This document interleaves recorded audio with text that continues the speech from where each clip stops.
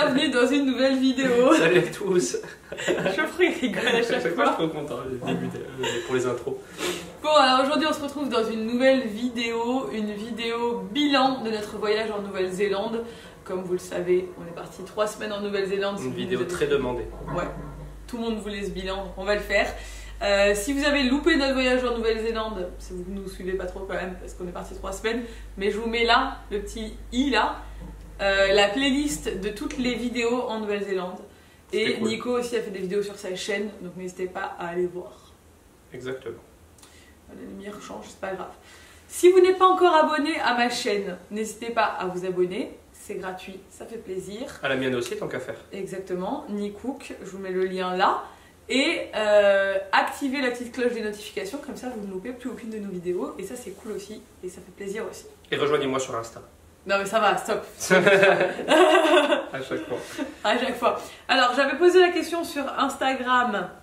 Enfin voilà, je vous ai demandé de poser vos questions sur le voyage en général. Il y a plusieurs questions qui sont pas mal revenues. Donc on va essayer de faire une réponse générale. Il y a eu plus de 200 commentaires, donc on va pas pouvoir... Enfin beaucoup de questions se répètent, donc je vais pas dire les noms des gens, hein, ça sert à rien. Le réseau... Donc pour faire un petit topo, on est parti 3 semaines en Nouvelle-Zélande en camping-car. Donc on n'est pas parti en camping-car, on est parti en avion et on a fait un road trip en camping-car avec notre fille de 3 ans. Et c'était trop cool, c'était trop bien. C'était vraiment bien. C'était un voyage extraordinaire, on s'est régalé. C'était notre première fois en camping-car, c'était notre première fois aussi loin. Parce qu'en même temps, on ne peut pas aller plus loin que la Nouvelle-Zélande. Ouais, c'est une destination les plus lointaines. Voilà, on nous a pas mal demandé, bon, d'une part comment s'était passé le voyage, et de parler de notre expérience en camping-car, parce que c'était la première fois qu'on partait en camping-car. Alors, est-ce qu'on a aimé? Est-ce qu'on préfère le camping-car ou l'hôtel? Quels sont les avantages et les inconvénients? Est-ce que c'est bien avec un enfant? Est-ce que c'est pratique? Est-ce que c'est pas trop long aussi de rouler autant? Donc voilà, on nous a posé ce genre de questions. Ouais, l'expérience en camping-car. Toi, t'en as pensé quoi du coup? Alors moi, c'était une des meilleures expériences de ma vie. Vraiment. Hein. J'ai adoré notre voyage en camping-car. Après, ouais, on va rentrer dans les détails des points faibles et des points forts. Mais le gros point fort du voyage en camping-car, forcément, surtout dans un pays comme la Nouvelle-Zélande, qui est adapté. Ouais, c'est le pays du camping. Voilà, c'est peut-être pas le meilleur exemple pour parler du camping-car en général, parce que c'est le pays le plus adapté au camping-car. Le gouvernement aménage des centaines et des milliers d'emplacements où vous pouvez stationner gratuitement, où il y a juste rien. Il n'y a pas de toilettes, il n'y a rien. Il y en a où il y a des toilettes, voilà. Il y en a pas. Il y en a où c'est juste des grands champs. Des aires de stationnement, mais généralement c'est dans des super beaux endroits. Dans des trop beaux endroits. Voilà. Et pour cela, il faut que votre camping-car puisse garder ses eaux usées. Voilà, il faut qu'il soit self-contained. Vous ne pouvez pas aller là-bas si vous avez un van, vous n'avez pas de toilettes dedans, etc. Voilà, il faut qu'il y ait l'autocollant derrière self-contained. Donc quand vous louez un camping-car en Nouvelle-Zélande, la première étape c'est d'avoir un camping-car self-contained. Pour profiter au maximum de l'expérience. Ouais. Et donc, vu que nous c'était le cas, c'était super parce que le gros avantage forcément c'est de pouvoir dormir n'importe où. Après, si vous avez besoin de confort, du coup vous pouvez prendre un camping qui ne sont pas excessifs. Les campings, c'était à chaque fois $50 les plus aménagés. Ouais. Ce qui veut dire entre que ça fait 30 et $50. Voilà, ce qui veut dire que ça fait entre 20 et 30 euros. Ouais. C'est des dollars néo-zélandais. Donc ça reste correct. Pour un emplacement avec de l'électricité. Avec de l'électricité, avec des toilettes, avec une salle pour se faire à manger, enfin voilà, vraiment tout le confort. Ouais, c'était vraiment cool. Donc ça c'était le gros point fort. Après, le point faible, si je devais en sortir un, c'est la gestion de l'eau chaude, des trucs et tout, mais c'est même pas trop un point faible. C'est plus une histoire d'organisation, mais c'est un peu voilà, le côté gérer son eau, son gaz, etc. Pas tomber en rade, mais c'est tout. Moi j'ai adoré sinon. Moi j'ai adoré aussi, franchement, le fait de pouvoir s'arrêter, manger n'importe où. En fait, il n'y a pas de se dire bon, on va aller manger à l'extérieur, il faut trouver un restaurant, ça va prendre du temps. Non, tu t'arrêtes, tu manges, tu te fais manger vite fait un petit sandwich, tu manges, tu veux te poser, tu te poses. Il pleut, tu peux t'arrêter n'importe où pour en attendant que la pluie passe. Voilà, avec des enfants surtout c'est pratique parce que quand il pleut, qu'on est dehors et tout, ça peut vite être galère. Là on se met tous dans le camping, c'est une maison, hein, c'est comme ça. Ouais, puis on s'arrêtait dans des parcs et là jouer dans le parc, moi je préparais le goûter, on prenait le goûter ensemble, enfin c'était vraiment cool. Le point faible, moi c'était un peu le manque de rangement. Ouais, c'est sûr. Ça c'était le point faible pour moi parce qu'on avait quand même, on avait essayé de réduire au maximum nos vêtements et tout, on en avait trop. Donc on est vite limité en place en termes de rangement et c'est vite, faut tout le temps ranger. Et aussi, pour moi, le truc le plus chiant, c'était de faire et défaire le lit tous les jours. Ouais, c'est vrai. Pour moi, c'était le truc où des fois je pète un câble parce que j'arrivais pas à le faire, je galérais. Mais bon, ça a duré 2 minutes dans la journée. Mais bon, ça, c'est lié au manque d'habitude. C'est ça. Les gens qui ont l'habitude de voyager en camping-car, ils font pas les mêmes erreurs que nous à prendre trop de vêtements, je pense, ou enfin, voilà, ils sont bien organisés. C'était notre première expérience. Après, c'était génial. Toi, ça te dérange pas de conduire? Nico, il aime bien conduire. Moi, j'adore conduire. Et par contre, une chose sur laquelle il faut pas avoir peur, c'est l'utilisation du camping-car lui-même, vider les eaux usées, recharger l'eau, vider les toilettes, etc. Je m'étais fait tout un monde avant de partir parce que je me suis dit ça va être compliqué, comment on va faire et tout. En fait, c'est c'est fait exprès, c'est accessible pour tout le monde et franchement, on n'a pas galéré une fois avec ça. Et ce qui est bien aussi, c'est qu'on avait une application qui est Campermate qui te permet d'avoir accès à toutes les infos dans le pays, tous les campings qui sont répertoriés avec la carte, donc on voit nous où on était exactement, on peut trouver le camping du soir, toutes les stations pour faire les vidanges des eaux. Vider les eaux, il y a tout. Il y a tout, les toilettes, vous cherchez n'importe quoi, station essence, tout. Ouais, et ça c'est très pratique. Et du coup, cette appli pour nous c'était hyper pratique. D'ailleurs, en parlant d'internet, nous on a acheté des cartes SIM néo-zélandaises sur place en arrivant à l'aéroport. Donc quand vous arrivez à l'aéroport, il y a genre tous les opérateurs qui vous attendent avec des panneaux genre achetez-nous des cartes. Donc en fait c'est un peu comme ça que ça marche. Nous on avait pris des grosses cartes, c'est un investissement parce que de par notre métier de youtubeur, on est obligé de partager du contenu avec des gros volumes de fichiers. Mais pour un utilisateur lambda d'Instagram et de réseaux sociaux, et une carte ça suffit. Une carte pas chère, il y en a plein quoi. En fait nous on a pris des cartes de 50 gigas et sachant qu'un vlog à exporter fait à peu près 4 à 5 gigas. Puis j'ai fait des vidéos moi aussi. Donc voilà, à chaque fois on perdait 4-5 gigas de ce forfait de 50 gigas. Mais nous on a acheté 3 cartes, on a utilisé que 2. Une on l'a donnée à des Français qu'on a rencontrés là-bas.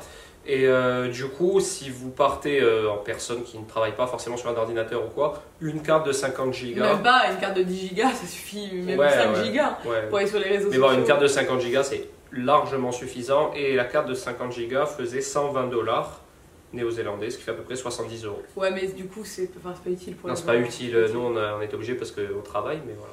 Donc ensuite, on nous a demandé si c'était trop long ou pas assez long, 3 semaines. Qu'est-ce qu'on avait pensé de la durée et là, ça n'avait pas été trop long pour elle ce voyage, si elle réclamait beaucoup la maison, etc.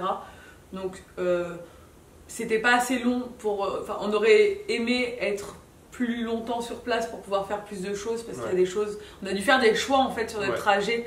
Parce que généralement, les gens partent 1 mois et demi là-bas. À peu près, 6 semaines. 1 mois, c'est bien, je pense. Tu peux faire quand même pas mal de choses. 3 semaines, c'est déjà très correct. Nous, surtout que le road trip, c'était vraiment 16 jours. Parce qu'il y a eu le temps de voyage, plus, plus 2 semaines 2 jours à Auckland. Voilà. Mais en tout, on est parti 3 semaines. Mais je dirais que 1 mois, c'est bien pour pouvoir faire les 2 îles bien, voir les principaux points d'intérêt. En réduisant les temps de trajet aussi, puisqu'il y a des jours où j'ai roulé 4-5 heures. Après, il n'y a pas un jour où on a roulé moins de 3 heures. Si, les derniers jours. Mais bon, moi, ça me dérange pas de conduire, comme disait Elissa, donc ça me pose aucun souci même de faire 6 heures par jour de voiture, même si au bout d'un moment c'est un peu long, c'est sûr. Mais il y en a qui demandaient si on perdait pas trop de temps justement sur la route. Alors, moi, ce que je fais toujours, c'est que j'organise des points d'arrêt sur tout le trajet pour qu'en fait, on ne fasse pas tout d'un coup. Il n'y a qu'un jour où il pleuvait, on a fait tout d'un coup. Mais sinon, on s'arrête tout le long, donc on ne voit pas passer la route en fait. Puis surtout que la Nouvelle-Zélande, c'est pas le genre de pays où on s'ennuie du paysage ou quoi. C'est beau constamment. Mis à part quelques endroits où c'est un peu banal, on va dire, mais la plupart du temps, même en roulant, ça fait partie du voyage parce que c'est magnifique. On s'arrêtait n'importe où, forcément. On pouvait s'arrêter pour prendre le goûter sur le bord de la route, etc. C'était toujours magnifique. Donc moi, j'ai pas eu la sensation que les temps de trajet étaient trop longs. Alors ensuite, on nous a demandé le budget. Donc le budget de ce voyage. Donc ça, on vous le cache pas, comme pour chaque voyage, il n'y a pas de souci. C'est un voyage qui coûte, vous imaginez, quand même assez cher. C'est un budget, parce que c'est une destination la plus lointaine que vous pouvez faire quand vous vivez en France. Il y a quand même 30 heures de voyage, ça c'est pas négligeable. On a fait 25 heures de vol aller et 25 heures de vol retour. D'ailleurs, on m'a demandé comment on avait fait avec Ella. C'est trop bien passé. Et là, à l'aller au retour, elle a tellement l'habitude des avions que. Ça s'est passé vraiment. Moi, j'avais un peu d'appréhension parce que sur le plus long vol, ça avait été 11 heures jusqu'à Las Vegas. Et elle avait dormi tout d'un trait. Et du coup, c'était bien. Mais là, enchaîner 2 longs courriers d'affilée, C'était plus dur pour nous que pour elle, genre parce qu'elle elle a dormi un peu sur les 2 vols, Ouais. elle a regardé 2-3 dessins animés dans l'avion parce qu'il y a les écrans, elle a fait des activités, du dessin, du J'avais collage, prévu, tout, plein de et ça trucs. s'est passé super bien. Après, pour le budget, au niveau des billets d'avion, donc vu que c'était une surprise pour ton anniversaire, c'est moi qui m'en étais occupé, j'avais eu de la chance. J'avais eu de la chance parce que j'ai payé 2400 € pour nous 3, sachant qu'Ella paye son billet d'avion comme nous maintenant, enfin quasiment au même prix, un Ouais. peu de choses près. Et je me suis rendu compte après que c'était vraiment pas cher pour la Nouvelle-Zélande, parce que en général c'est genre 1200-1300 € par tête. Et là, ça revenait à 800 € par personne. Ouais. Donc super offre, je suis passé par Skyscanner où je m'étais mis une alerte sur plusieurs destinations possibles où j'aurais voulu emmener Elissa et Ella pour son anniversaire. Du coup, j'ai reçu une alerte un jour qui m'a dit baisse de prix sur ce trajet. J'avais mis, c'est eux qui font tout dans l'ordre, mais j'avais mis Nice, Auckland. Et du coup, un jour, j'ai reçu une truc baisse de prix, 2400 €, etc. Moi, j'avais déjà mis l'argent de côté parce que je savais que je voulais offrir un gros voyage à Elissa, donc j'avais les sous. Et du coup, je l'ai pris. Donc ouais, 2400 €. Sans l'Ajaccio-Nice. Sans l'Ajaccio-Nice. Ouais. L'Ajaccio-Nice, nous, on a en plus le bord à bord à payer. Ouais. Donc voilà, on a payé le bord à bord. Voilà, mais vous, la plupart de vous n'êtes pas concernés vu que vous vivez sur le continent et vous avez probablement un aéroport international à côté de chez vous. Ensuite, il y a le camping-car. Alors le camping-car, c'est pareil, apparemment, on a fait une super affaire. Ouais. 2400 €, pareil. Pareil. En fait, ça peut paraître très cher. Parce qu'en parlant avec les gens là-bas, ils nous disaient ah ouais, vraiment, vous avez vraiment fait une super affaire. Ouais. Parce que normalement, c'est pratiquement Le double. pas le double, mais presque, quoi. Mais on est parti au printemps aussi On est là-bas. parti au printemps. Qui est une bonne l'avant-saison. Voilà. Si vous partez en plein été là-bas, c'est-à-dire de décembre à février, c'est comme chez nous en Corse et dans les période. Tout est endroits plus cher. touristiques, tout est plus cher. Donc là, ouais, nous, on avait quand même un camping-car avec beaucoup d'options et tout par rapport à ce qu'on a pu voir et avec les gens avec qui on a parlé. Et bon, c'est un prix, c'est sûr, ça a un coût, mais pour là-bas, c'était pas cher. Ouais. Et sachant, voilà, comme elle dit Elissa, c'était le plus haut de gamme des camping-cars qu'ils pouvaient louer en format 2+1. Ouais. Parce que c'était un format 2+1. Et vu que c'était notre première fois camping-car, je voulais quand même qu'on commence par beaucoup de confort pour pas être pris au dépourvu sur plein de choses, surtout parce qu'il y avait Ella. Si on était partis tous les deux, j'aurais peut-être pris moins haut de Oui, gamme bah, parce le que plus simple. nous, on se serait. Oh non, désolée. Nous, ça aurait été tranquille pour nous, on serait habitués, mais pour la petite, je voulais pas trop prendre de risques pour une première fois. Et du coup, voilà, 2400 €, sachant qu'après, voilà, si vous louez ce camping-car, nous, on a pris quand même quelques nuits en camping, etc. Mais vous pouvez être tout à fait autonome.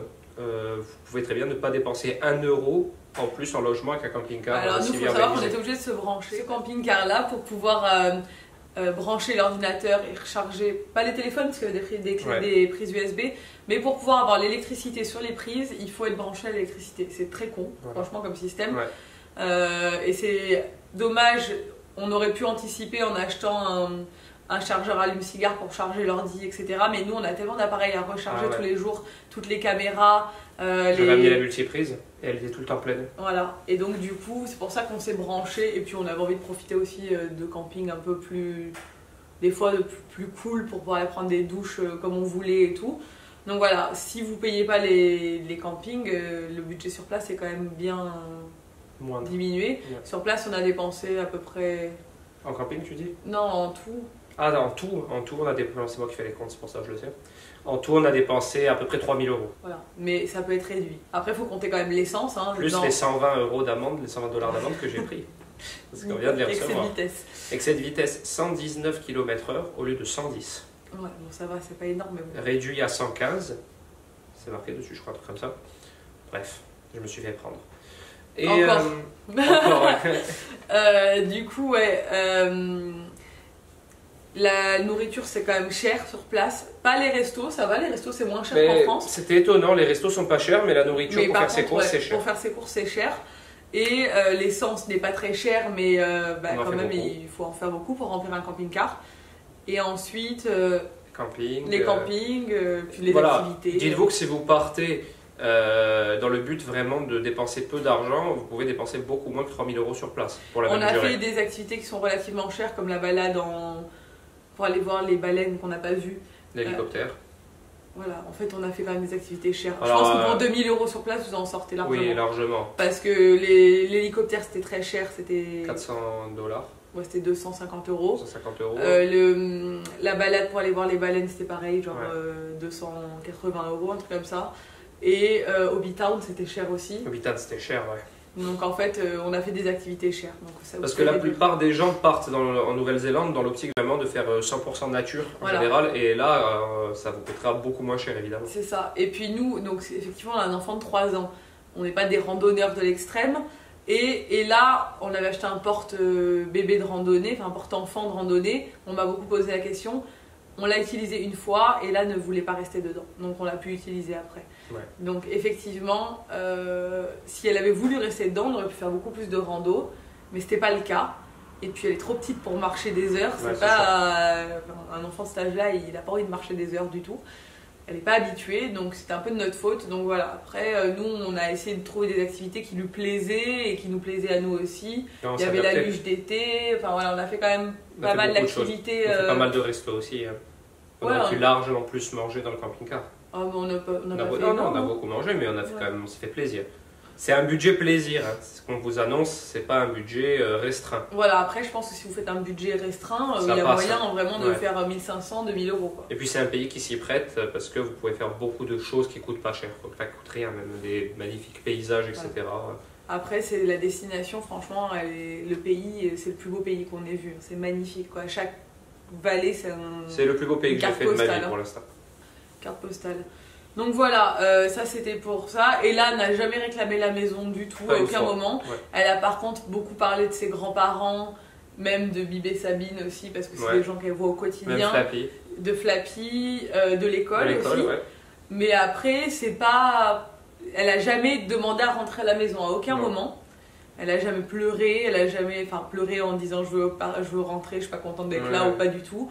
Et là, elle est énormément habituée à bouger parce qu'on n'est jamais à la maison, donc pour elle c'est normal en fait. Pour elle c'était le rêve parce qu'on a dormi à 3 dans le lit. Le lit, ouais. Parce qu'il faut savoir que ce camping-car, donc c'est un Mercedes Sprinter qu'on avait. Il y a un lit à l'avant, une place où vous pouvez mettre votre enfant, quand il est plus grand, je pense même à son âge.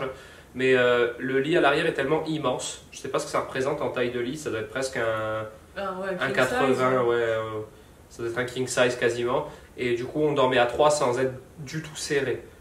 Du coup, on a dormi à 3 parce qu'on ne se voyait pas la mettre devant, là où il y a le pare-brise pour qu'elle dorme et nous derrière. Puis, c'était cool comme ça. C'était cool, voilà. Et puis, ça faisait partie de l'aventure. On n'a pas répondu à la question, est-ce qu'on préfère le camping-car ou l'hôtel ?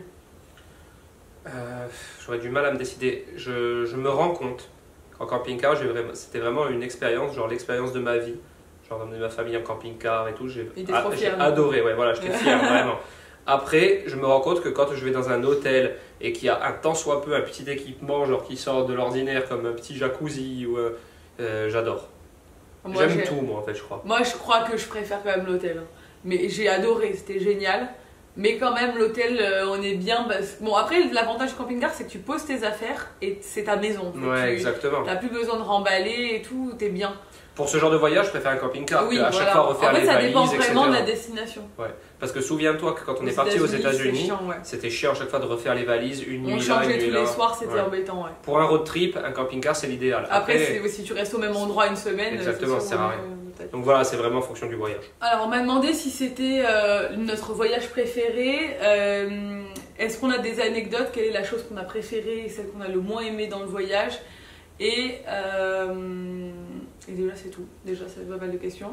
Alors, moi, c'est mon voyage préféré. C'est très proche de notre premier road trip aux États-Unis quand on avait fait toute la côte ouest. Alors, le road trip aux États-Unis, il aura toujours une place particulière parce que c'était notre premier road trip. Ouais. C'était notre premier très gros voyage. Ouest, ouais. Enfin, il y a eu New York avant, mais là, c'était vraiment le premier très long voyage, etc. On n'avait pas d'enfants, donc on a pu faire plus de choses et tout.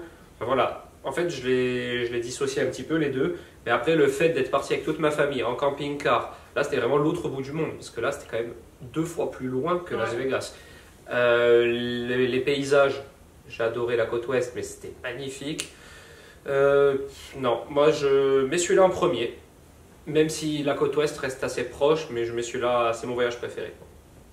Et moi, je dirais qu'ils sont au même niveau. Ouais, toi, t'as du mal hein, avec. Non, moi, la côte ouest, ça reste le voyage qui m'a le plus marqué parce que c'était notre premier. C'est ça, c'était tout. Je crois que en fait, ce sera toujours mon préféré quoi qu'il arrive parce que c'était notre premier. Après, depuis qu'on est là, c'est largement celui-là que je préfère. Ah oui, on a préféré celui-là que Texas Louisiane, même si on avait adoré. Ouais, même de tous les autres qu'on a fait parce qu'en fait, c'était. Moi, j'aime beaucoup quand être très dépaysé. Ouais. Là, on était très dépaysé. Ah ouais. La côte ouest, en fait, ce que j'ai préféré sur la côte ouest, c'est que tu vois énormément de paysages différents. Ouais. Voilà. Dans le même voyage, en 15 jours, ouais, tu fais le désert, la forêt. Tu traverses des paysages qui sont tellement différents les uns des autres que tu as l'impression d'avoir fait 1000 voyages en un.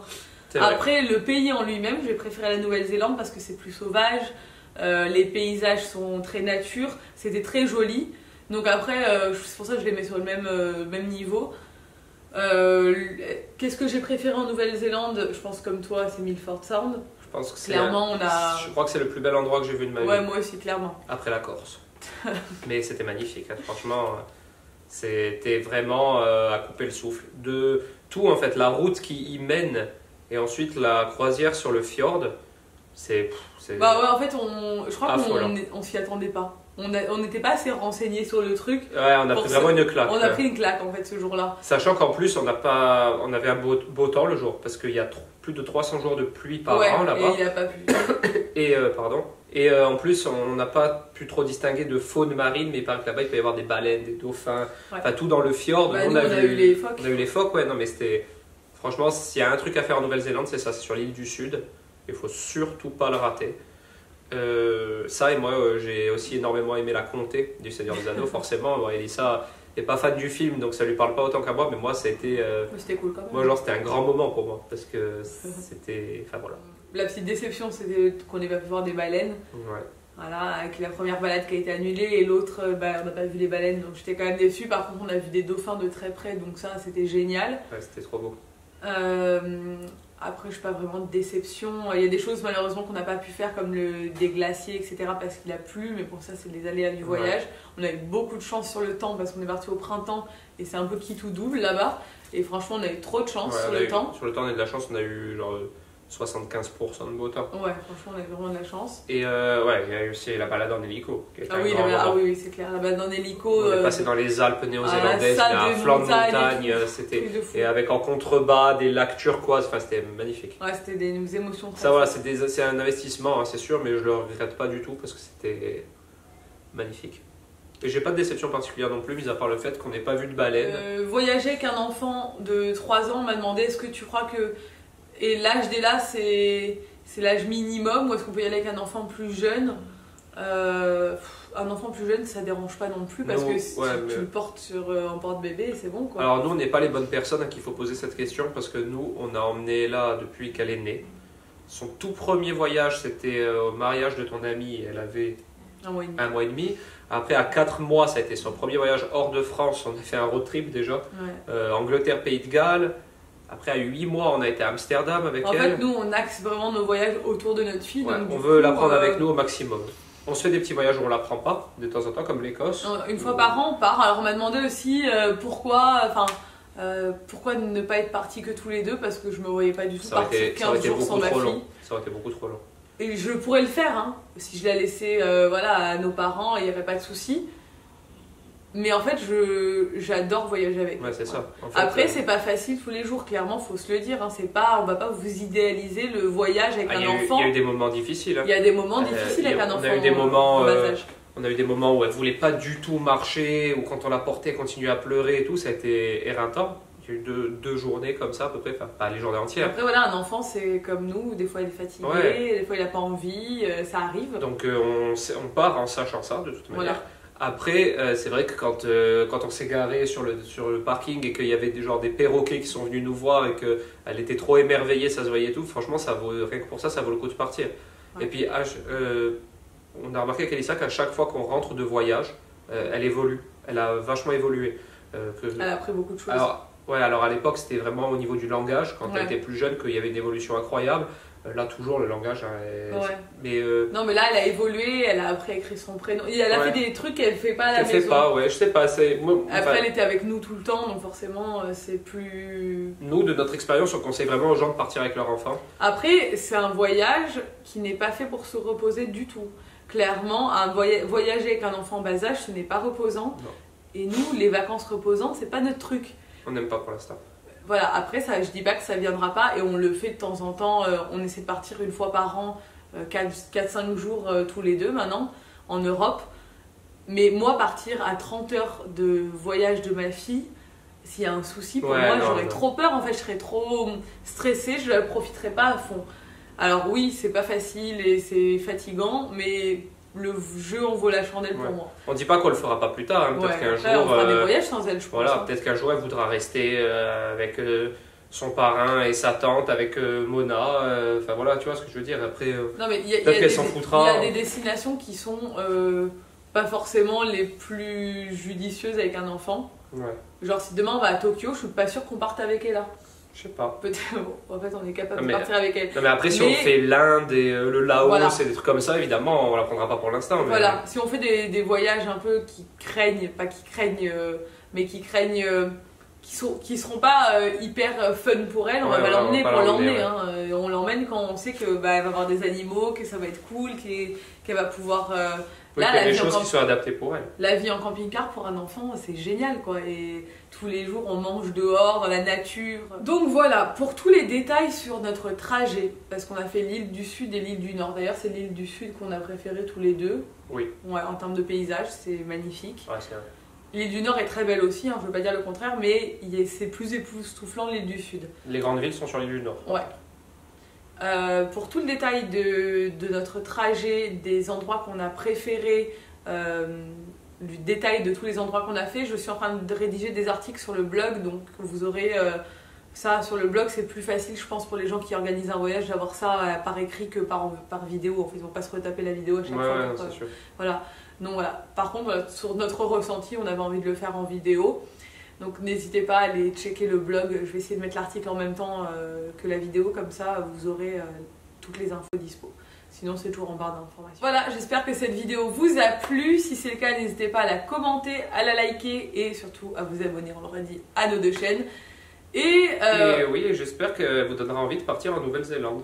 On a influencé plein de monde là-dessus auparavant. Il y en a plein qui m'ont dit on va le faire, c'est sûr. Ils vont pas être déçus, ça c'est sûr. Ouais, c'est génial. N'hésitez pas aussi à nous dire en commentaire quelle destination vous rêvez de faire, parce que moi j'aime bien m'inspirer de vos suggestions de voyage. Des destinations un peu originales si vous avez, parce que moi j'aime bien partir dans des endroits pas trop touristiques et tout. Bon, même si là c'était pas le cas.